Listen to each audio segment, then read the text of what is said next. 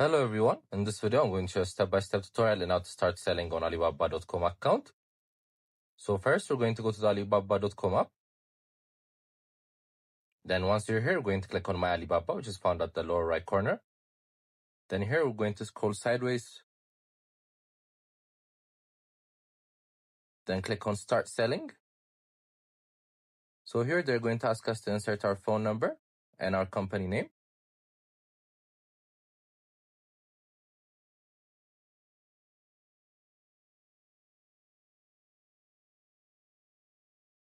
Then once you're done, we're going to click on Submit. So now their sales team will be contacting you soon. Then you guys could click on Get Started. So they're going to show you a tutorial on how to start selling. So first, you guys should open an account, a seller's account. Then you're going to post your products. You're going to create a storefront. You're going to reply to inquiries coming from customers. You're going to protect orders and payments.